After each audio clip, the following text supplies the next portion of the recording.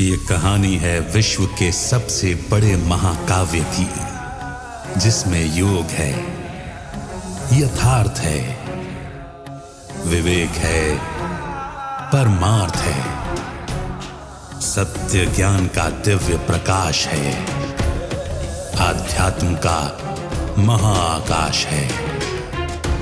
ये दर्पण है हर मन के विवाद का, दृश्य है आत्मा और परमात्मा के संवाद का, मानवता का होता है जिससे उद्धार।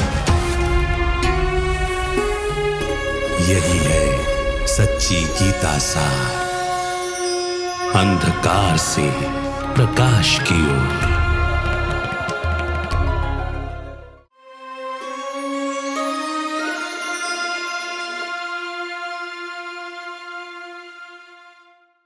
नमस्कार।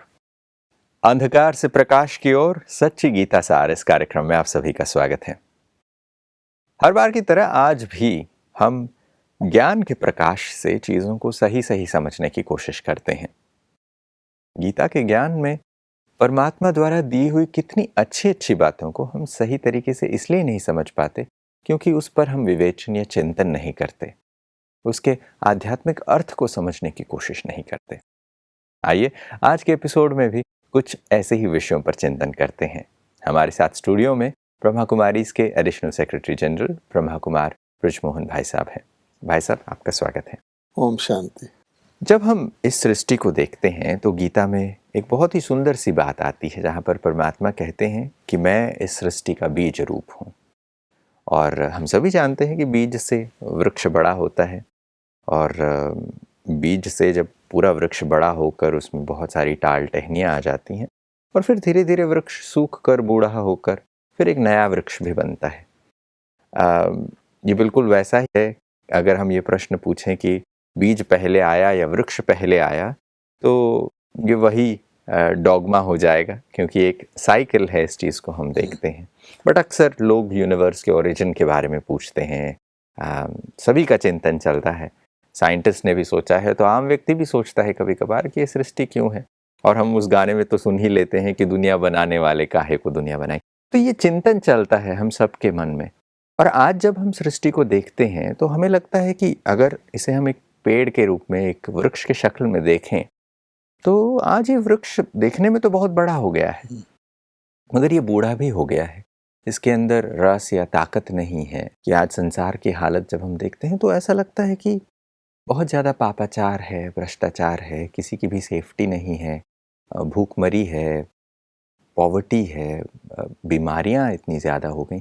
तो ऐसा लगता है कि क्या संसार ऐसे बनाया था भगवान ने? ये प्रश्न उठता है।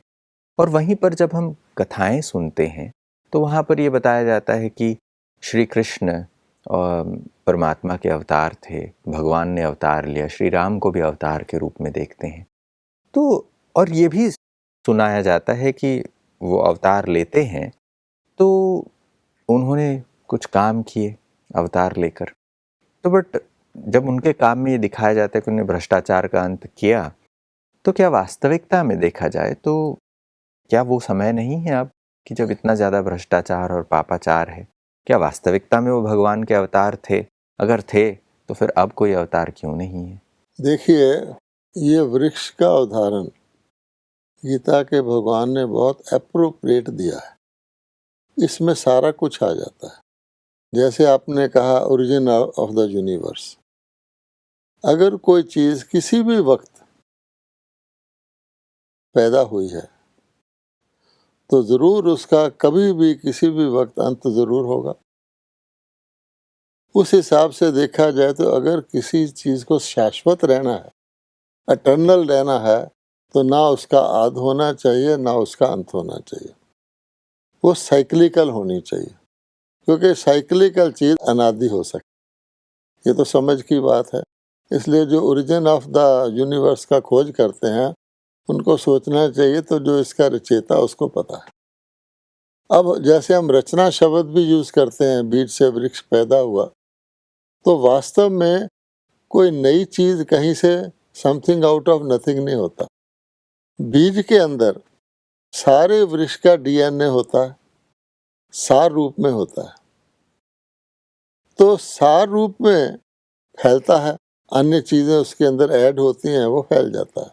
और एक दिन ऐसा आ जाता है कि उसकी बाईं डाल की पे तोता बैठा और दाईं डाल पे मैना बैठा, वो उतना डिस्टेंस देखते हैं। आज हम क्या देखते हैं, मनुष्यों के रंग रूप धर्म भेद आदि टोटली। और ये भी फैक्ट है कि वृक्ष एक दिन सूखता भी है। समय को ध्यान में रखना चाहिए। अगर किसी व्यक्ति को किसी भी सत्य को समझना है तो उसमें सबसे इम्पोर्टेंट चीज़ है समय।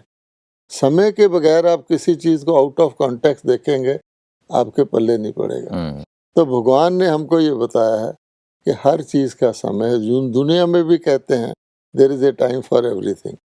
अब उसके हिसाब से देखा जाए तो छोटे से बीज से अब बड़ के वृक्ष का मिसाल दिया जाता है, खास तौर पे कि बड़ का वृक्ष इतने बीज से पैदा होता है, एक दिन उसका तना भी खत्म हो जाता है और फिर भी वो शाखाएं धरती पे आके उसको जिंदा रखती। कैसा शानदार मिसाल है कि बीज तो लुप्त तो होता ही है, उसका तना भी लुप्त हो जाता है। तो ये एग्जैक्टली इस सृष्टि रूपी कल्प वृक्ष इसको कहा गया।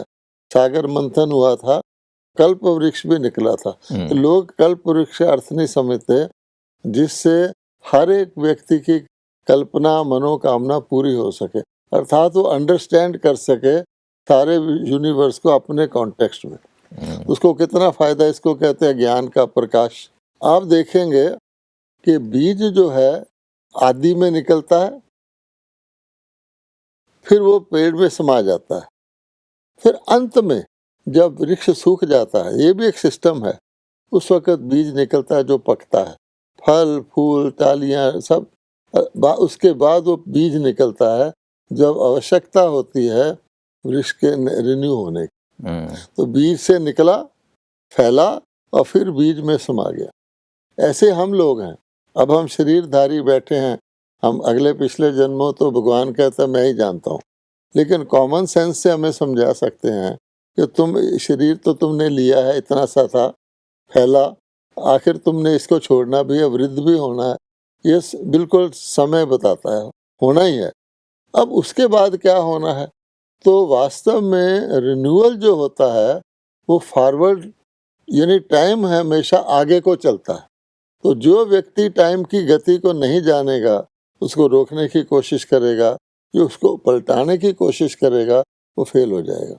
आज हम क्या कर रहे हैं, सारी दुनिया, क्योंकि वृक्ष तो सूख गया, अब सारी दुनिया कोशिश क्या कर रही है फिर हरा भरा हो जाए, यही चाह रहे हैं जी। यानी कहाँ दुनिया स्वर्ग थी, उसमें आपको कुछ करना ही नहीं पड़ता था, सुख ही सुख था। और आज सारे दुनिया की सारी गवर्नमेंट्स जो आती है वो इसी में लगी रहती है, रोटी कपड़ा मकान, इसको कैसे दे, बाढ़ को कैसे रोकें, ये कैसे करें, हॉस्पिटल बना रखे हैं। इसलिए भगवान कहता है कि बेसिक फैक्ट ये है कि आप बूढ़े को जवान नहीं कर सकते, बूढ़े को बच्चा नहीं बना सकते। वो बन सकता है लुकिंग फॉरवर्ड, वो बच्चा बूढ़ा इस शरीर को त्याग करे, उसका बीज आत्मा वो अगले जन्म में जाए, फिर वो बच्चा बन जाएगा। तो है ही ये सिस्टम, इस हिसाब से भगवान ने कहा। जब आप ये बात बता रहे थे तो ये पता चलता है कि जब हम वृक्ष के उदाहरण को देखते हैं तो कितनी सारी चीज़ें साफ हमको समझ में आती हैं। तो वो एक एनेक्डोटल एविडेंस है, वो हमारी अंडरस्टैंडिंग को बेहतर करने के लिए नाम भी है कल्प वृक्ष। तो इस समय को भी हम, जो पूरा साइकिल है, इसे भी हम कल्प कहते हैं और वो सारी चीज़ें वहाँ पर हैं। एक और चीज़ जो हम कथाओं में सुनते हैं, अवतार की जब बात करते हैं, श्री कृष्ण श्री राम को हम भगवान का अवतार समझते हैं और कथा में ये सुनाया जाता है कि भाई कंस को मारने के लिए श्री कृष्ण का जन्म हुआ और उन्होंने कंस का अंत किया। फिर राम के लिए बताया जाता है कि रावण का अंत करने के लिए उनका जन्म हुआ। तो ये देखने को मिलता है कि जो अधर्मी थे, जिन्होंने बहुत ज़्यादा अत्याचार पापाचार किए, तो क्या किसी एक व्यक्ति के अंत के लिए परमात्मा को अवतार लेना पड़ा? या जब आज हम देखते हैं तो समय में बहुत सारे आपको ऐसे लोग मिलेंगे जो बहुत ही ज़्यादा पापी, दुराचारी, लोगों को दुख देने वाले, बहुत ही हीन कृत्य करने वाले ऐसे लोग दिखते हैं अभी। तो क्या परमात्मा सिर्फ एक विलन को मारने के लिए आते हैं, कंस या रावण के लिए? देखिए, परमात्मा सर्व के क्रिएटर हैं, सर्व आत्माओं के पिता हैं। एक वृक्ष का बीज, हरी भरी डालियों का, पके हुए फलों का भी बीज है, और एक सूखे हुए बिल्कुल टहनी उसका भी वो बीज है। और वो ओन करता है ये मेरे ही रूप में बदले हुए अलग अलग, लेकिन वो ये बताता है कि जब मैं पौधा था तो सारा ही पौधा था, जब मैं बड़ा हुआ तना बना तो फूल का फूल उस रूप में था, जब मैंने पहले पहले डालियों को फैलाया तो उसी प्रकार की रुष्ट पुष्ट हरी भरी डालियां थी, फल निकले, फूल निकले। अब ये भी सत्य है कि उसका पीरियड है, जब पूरा हो जाएगा रिन्यूअल का तो मैं फिर सूखे हुए को भी मैं रिन्यू करूँगा। तो एक प्रोसेस है। एक तो बीच में ऐसा नहीं हो सकता कि श्री राम और श्री कृष्ण को लोग भगवान के अवतार क्यों कहते हैं। वो समझते हैं कि श्री कृष्ण राधे, श्री सीता राम, भगवान तो एक है। अगर श्री कृष्ण उसके अवतार हैं तो राधे क्या है, अगर श्री राम अवतार हैं तो सीता क्या है, वो तो बराबर बराबर हैं। उनको राजगद्दी पर भी इकट्ठे बैठे दिखाया जाता है। भगवान के यहाँ तो जेंडर इक्वालिटी है। अब देखा जाए उसका भाव ये है कि परमात्मा ने अपनी छवि में किसको रचा। आखिर परमात्मा का रूप धरती पर देखना हो, क्या उसने किया आकर के, तो उसका प्रूफ है कि गॉडलीनेस। इनको god and goddesses with small g कहा जाता है। आप देखेंगे बिग जी वाला गॉड एक ही है, वो बीज है। बाकी उनके शब्द कहा जाता है ना, भगवान ने मानव को अपनी छवि में रचा, तो वो गॉडलीनेस के कारण से वो कहते हैं जी अवतार उनका ये उतरे हुए रूप है। अगर उतरे हुए रूप भी हैं तो गॉडलीनेस वाले राक्षसों को मारेंगे। ये क्यों लिख दिया? क्योंकि उन्होंने गॉड को भी बता दिया कि उसने भी असुरों को मारा था। तो जब कैपिटल जी वाला मार सकता है और वही उसका मेन काम बताया तो छोटी जी वालों ने मार दिया तो क्या हुआ। लेकिन वास्तविकता क्या है? अगर हम उस नियम को देखें, गीता में ही है कि जब सतो होता है तो रजो नहीं होता, जब रजो होता है तो सतो नहीं होता, तमो होता है तो सतो रजो भी नहीं होता। क्लियर है कि सूखा हुआ पेड़ है। अब क्योंकि उन्होंने प्रोसेस ही गलत बताया है। अगर परमात्मा धरती पर आते हैं तो आप सोचिए एक आध राक्षस के लिए आते हैं, या उनके कहना क्या है कि आसुरी संपदा हो जाती तब मैं आता हूँ। उन्होंने ये तो नहीं कहा कि एक आध राक्षस होता है तो मैं आ जाता हूँ, 10 राक्षस होते हैं 100 नहीं। आसुरी संपदा को परिवर्तन करता, अर्थात सारी दुनिया में आसुरी संपदा ही हो जाती है और वो जैसे सूखा हुआ पेड़ होता है उसको मैं रिन्यू करता हूँ क्योंकि मैं बीज हूँ। तो उनका प्रोसेस क्या है फिर कि जितने असुर हैं उन सब को भी वो मुक्ति कर देता है। अगर दुनिया के अंदर आप कुछ देवता बना भी जाएं और बाकी असुर रहें, जैसा कहा जाता है देवता थोड़े थे, तो देवता तो अहिंसक होते हैं, उनके गुण ही दूसरे हैं, असुरों के गुण दूसरे हैं, तो असुर देवता को रहने देगा? नहीं रहने देगा। जैसे सूर्य निकलता है तो चांद तारे लुप्त हो जाते, अब चांद तारे होते हैं तो सूर्य लुप्त हो जाता है। हालांकि दोनों हैं, सब जानते हैं, लेकिन उनका टाइम फैक्टर, तो टाइम फैक्टर के हिसाब से आप देखेंगे तो बहुत क्लियर है कि देवता थे और गॉड लाइक थे, इसलिए उनको भगवान के अवतार कह दिया। लेकिन भगवान एक ही था और वो जो भगवान है उसका प्रोसेस सृष्टि चेंज करने का दूसरा है। वो किसी एक को भी नहीं छोड़ते, केवल 2 प्रकार की गति करते हैं। सबको दुखों से मुक्त कर देते हैं और कुछ को सुख दे देते हैं। हो गया, एक हो गया मुक्ति, एक हो गया जिसको जीवन मुक्ति कहते हैं, क्योंकि सुख के लिए आपको शरीर चाहिए। और इसीलिए शास्त्रों में लिखा हुआ और हमारे परंपरा है, कोई मरता है तो उसको सम्मान देने के लिए हम कह देते हैं परलोक सिधार गया, और किसी को कह देते हैं स्वर्गवास हो गया। अब इसका भी लोग अर्थ नहीं समझते परलोक क्या है और स्वर्ग क्या है ना। तो ये इसका भाव अर्थ ये है कि कलयुग जो है इसको हम कह देंगे दुख की दुनिया। वैसे धाम तो नहीं कहना चाहिए, लेकिन हम इसको दुख धाम कह देते हैं। और जो परलोक है जहाँ से आत्माएं आई हैं उसको हम शांति धाम कह देते हैं, वहाँ दुख सुख दोनों कुछ भी नहीं है। और जो सतयुग है उसको हम सुख धाम कह देते हैं, तो मामला सीधा हो जाएगा। परमात्मा आकर दुख धाम को टोटल खत्म, आसुरी संपदा टोटल खत्म। एक की स्थापना करनी है तो कैसे करनी है? बाकियों को शांति में भेज देते हैं, और जिन्होंने परमात्मा का ज्ञान लेते हैं, देवता बनते हैं, उनको सतयुग में भेजते हैं। उसमें श्री राम कृष्ण है, श्री राम है, पूरा दैवी संपदा। It is so clear. तो यहाँ पर ये चीज समझ में आता है कि भाई अवतारों की जब हम बात करते हैं तो भी मतलब वो ईश्वर के गुणों जैसे होने की वजह से उन्हें अवतार माना जाता है, बट उनके भी कर्तव्य परमात्मा के कर्तव्य से ठीक हो गए हैं। वहां पर असुरों के होने की आवश्यकता ही नहीं है। और जैसे आपने कहा कि जब आसुरी संपदा होती है तब दैवी संपदा नहीं होती, जब दैवी होती है तब आसुरी नहीं होती, जब रात है तब दिन नहीं, जब दिन है तब रात नहीं। एक चीज जो और निकल के आती है वो ये है कि परमात्मा किसी एक विलन के लिए नहीं आते, किसी एक दुष्ट का संहार करने के लिए नहीं आते। वो समय का ही परिवर्तन कर देते हैं कि ऐसा समय जब अंधेरी रात है उसको वो दिन कर देते हैं। तो ये जो हम बातें सुनते आए हैं कि रावण या कंस का नहीं, मगर कंसपुरी को वो कृष्णपुरी बना देते हैं, जो रावण राज्य है उसको वो राम राज्य में बदल देते हैं, जो लंका है उसको वापस राम राज्य बना देते हैं। ऐसे में ये बनाने का कर्तव्य क्या परमात्मा एक हिंसक युद्ध से करते हैं? क्योंकि रामायण में हम ये देखते हैं कि युद्ध हुआ, यहाँ पर श्री कृष्ण की कहानी में भी हम महाभारत के युद्ध को देखते हैं कि अधर्मियों का विनाश युद्ध से, एक हिंसा से, वायलेंस से होता है। और वही गीता में अहिंसा के बारे में बताई जाती है। ये बताया जाता है कि आत्मा अजर अमर अविनाशी है, मर ही नहीं सकती आत्मा, ये बताया जाता है। देवताओं का अहिंसा परमो धर्म बताया गया।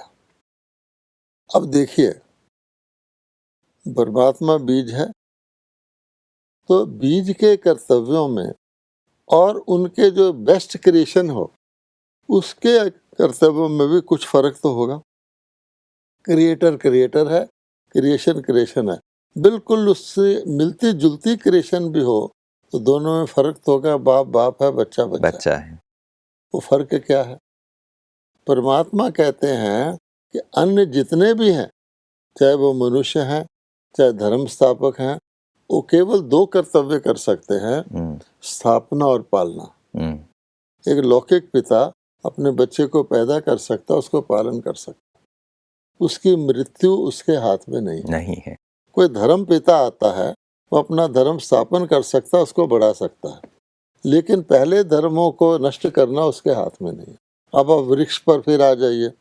वृक्ष फैलता है, उसमें बड़े बड़े डालियां निकलते हैं, लेकिन वो अपने अस्तित्व को बढ़ा सकते हैं, ना तो पहले वाले को समाप्त कर सकते हैं, ना उसके बाद नेक्स्ट आने वाले उनके कंट्रोल में। अब जिसको विनाश कहा गया, परमात्मा के तीन कर्तव्य हैं। लोग कहते भी हैं जी मैंने जनरेटर, ओ मैंने ऑपरेटर और डी मैंने डिस्ट्रॉयर, यानी उनका विनाश का कर्तव्य है। अब ये जब दुष्टों के विनाश की बात आती है तो लोगों के दिमाग में विनाश तो आता है, लेकिन विनाश किस चीज का किया जाता है? एक डॉक्टर भी शरीर से कई अंग निकाल देता है, तो कौन से निकालता है? मैलिग्नेंट निकालता है, हानिकारक, खराब होते हैं, नुकसानकारक होते हैं। और कई बार तो सारे अंग खराब निकाल भी दो तो भी व्यक्ति मर जाता है, क्योंकि उसका टोटल ही खराब हो चुका होता है। इसी प्रकार से परमात्मा कहते हैं डिस्ट्रक्शन शब्द तो आता है, लेकिन डिस्ट्रक्शन कौन करता है और कौन करवाता है और किस चीज का होता है? भगवान ने कह दिया कि आत्मा डिस्ट्रॉय नहीं हो सकती। वृक्ष भी जो होता है, वृक्ष का बीज डिस्ट्रॉय नहीं हो सकता। जो सुपर स्ट्रक्चर बना है वृक्ष ने, औरों से चीजें लेकर, पृथ्वी जल अग्नि वायु आकाश से लेकर इतना बड़ा आकार बनाया, वो खत्म हो सकता है, क्योंकि लिया गया था, अब बेकार हो गया तो उसको छोड़ा जाता है, क्योंकि अब उसको रिन्यू होना है। वृक्ष जाता नहीं है, वो आप देखेंगे सड़क के किनारे वृक्ष खड़े रहते हैं, जब उनका सीजन आता है तो फल फूल देते फिर खड़े रहते हैं। एक एग्जाम्पल है कि आपने फल फूल दिया, then you go back to your original stage, तो साकार में दिखते हैं। तो इस प्रकार से भगवान कहते हैं यहाँ पर डिस्ट्रक्शन किस चीज की होती है कि आत्माएं शरीर धारण कर करके इस धरती पर एक्टर बन के आती है जी, सतयुग में आती है, त्रेता में, और वो फिर जाती नहीं है क्योंकि उनका रोल है। कोई एक्टर एक बहुत साधारण एक्टर होगा जो चाय का टेक पर खा के चला जाएगा, उसका नाम तो कास्ट में भी नहीं आता। जी। लेकिन जो आत्माएं होती हैं, आप देखिए मेन जो देवी देवता हैं उनके आज मंदिर हैं। अच्छा, क्रिश्चियंस के चर्च हैं, वो बकायदा उनकी प्रोजनी होती है कि भाई ये हुआ, फिर पादरी हुआ, ये हुआ, आज ये है, हर एक का है, क्योंकि हर डाली के अपना अपना कहानी है, टोटल वृक्ष है। अब वो कहते हैं कि जब बिल्कुल सूख जाता है, उसमें कुछ रहता ही नहीं, जैसे आपके ही ड्रेस ऐसे जर्जर हो जाए, आप खुद ही उतार के फेंक देते हैं। हर एक आदमी चाहता है, कई लोग हमने बूढ़े लोग देखे हैं, वो कहते हैं इससे तो मैं अब इस शरीर को छोड़ दूं, लोग मुझे मुबारक देने आ रहे हैं। President of India Venkat Raman थे, वो मुझे कहा करते थे कि लोग मुझे आके कहते हैं तुम्हारी लंबी उम्र हो गई, मैं बड़ा दुखी हूँ, मैं इसको छोड़ना चाहता हूँ। फैक्ट है ये। तो अब इसी प्रकार से जब ऐसी हालत हो जाती है तो भगवान को, बीज का तो काम है, तो परमात्मा उस वक़्त पे आके आत्माओं को, आत्मा खत्म नहीं होती, उनको तो परमात्मा ने मुक्त करना है। और लेकिन वो जो ढांचा है उसके लिए कहा जाता है परमात्मा कोई विनाश नहीं करता, ईवल डिस्ट्रॉयज इटसेल्फ। ईवल को किसी को नाश करने की जरूरत नहीं होती, कि उसमें सार ही नहीं रहता। हर चीज जब असार हो जाती है आप ही नष्ट हो जाती है। आप बॉडी को कवर में डाल दीजिए, कुछ समय बाद वो डिसइंटीग्रेट हो जाएगी। कुर्सी में घुन लग जाए तो आप देखिए अंदर से खोखला हो जाएगा, अब ऐसे करेंगे कुर्सी ढह जाएगी। तो परमात्मा कुछ नहीं करते, वो तो कहते हैं कि आत्माएं दुखी हैं, अब इनको मुक्त होना है। तो वो आत्माएं ऑटोमेटिकली आसुरी संपदा बनती हैं। तो उनके अंदर जिसको कहा जाता है विनाश काले विपरीत बुद्धि, वो समय आता है। वरना आप देखिए आज से 300 साल पहले, 500 साल पहले, 1000, इस प्रकार के विध्वंसकारी शस्त्र मनुष्य ने कभी नहीं बनाए थे। अक्लमंद ज्यादा हो गया है, लेकिन बना क्या रहा है? हथियार। कि मैं तुझे मार दूंगा, तू मुझे मार देगा। और ऐसे हथियार बना लिए हैं जिससे many times over the world can be destroyed, मतलब life can be destroyed on earth. अब ये हालत है तो कौन विनाश करता है? ये जो महाभारत युद्ध जरूर हुआ, लेकिन ऐसा नहीं कि भगवान ने युद्ध कराया या देवताओं ने कराया। उसको देखकर धर्म पिताओं में भी जिहाद आदि की बातें लिख दी हैं। ये सारा ओरिजिन उस गीता के ऑथर ने किया है, जिसने ये वो बॉडी कॉन्शियस होकर उसने लिखा है। सारी आध्यात्मिकता को बॉडीली रूप दिया गया है और डिस्ट्रक्शन भी इस प्रकार के विध्वंस के रूप में दिखाई गई। अदरवाइज एक नेचुरल प्रोसेस आप नेचर में देखेंगे, कोई नहीं कहता इस ट्री का विनाश हो गया, कोई कहता है नहीं, बल्कि हरे भरे ट्री को कोई काटना लगता है तो कहते हैं मत करो, ऑटोमेटिकली एक दिन आएगा तो मैं लकड़ी मिल जाएगी। तो लोग लोभ के कारण हरे भरे काट देते हैं। इसी प्रकार से जब भगवान कह रहा है कि आत्मा अमर है, तो आप किसी को बिफोर टाइम आपने थोड़ा मार भी दिया तो क्या किया, वैसे ही उसने मर जाना है। आपने क्या बहादुरी की कि 10 साल पहले उसका गला काट दिया, आत्मा तो फिर भी है। अगर वो दुष्ट था तो उसका शरीर कौन, दुष्ट आत्मा ही दुष्ट शरीर को ही पाएगी, फिर दुष्ट का दुष्ट रहा। तो भगवान जब हमें समझा रहा है आत्मा मरती नहीं है, तो कौन मूर्ख होगा जो किसी को मार के उसका उद्धार करने की कोशिश करेगा? ये सारी वायलेंस मनुष्यों ने क्रिएट की है और शास्त्रों में लिखा हुआ है। आदमों ने अपने पेट से मुसल निकाले, जिसको आजकल हम मिसाइल्स कहते हैं, और अपने कुल का विनाश कर लिया। तो ह्यूमैनिटी जब आसुरी हो जाती है और आवश्यक होता है, उसकी बुद्धि में अपने आप आता है, तो सेल्फ डिस्ट्रैक्ट हो जाता है। ये बहुत ही खूबसूरत बात आपने कही कि परमात्मा का कर्तव्य हिंसक नहीं है। हाँ। डिस्ट्रक्शन का काम परमात्मा के लिए बताया जाता है कि उत्पत्ति, स्थिति और लय कारक है परमात्मा, मगर वो वापस जब चीज़ों को लय में लाता है तो वापस लय लाने के लिए उसे हिंसा करने की ज़रूरत नहीं है। जैसे आपने कहा, इविल डिस्ट्रॉयज इटसेल्फ।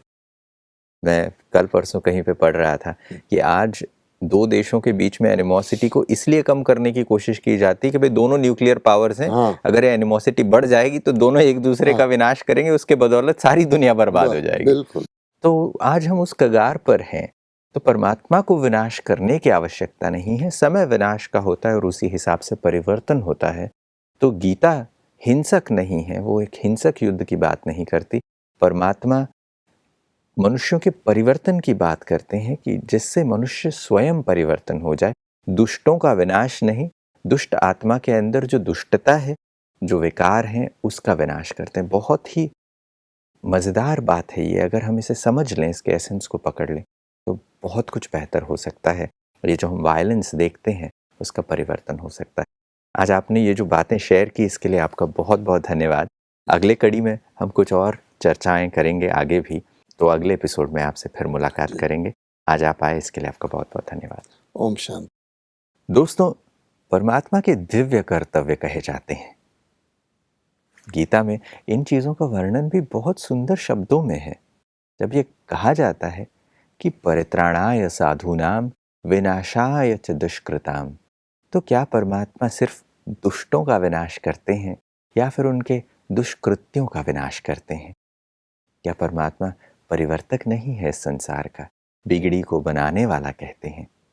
तो जो दुष्ट हैं उनको भी अच्छा बनाना, उनके अंदर के विकारों को समाप्त करना, उस दुष्टता का विनाश करना परमात्मा सत्य ज्ञान से करते हैं। आत्माओं के अंदर सत्य प्रकाश को भरते हैं। ये उनके दिव्य कर्तव्य हैं। आशा करते हैं कि आज की चर्चा में आपने भी कुछ रोचक तथ्यों को अपनाया होगा, कुछ अच्छी समझ हम अपने अंदर भी धारण कर रहे होंगे। अगली कड़ी में फिर मुलाकात होगी। तब तक के लिए नमस्कार।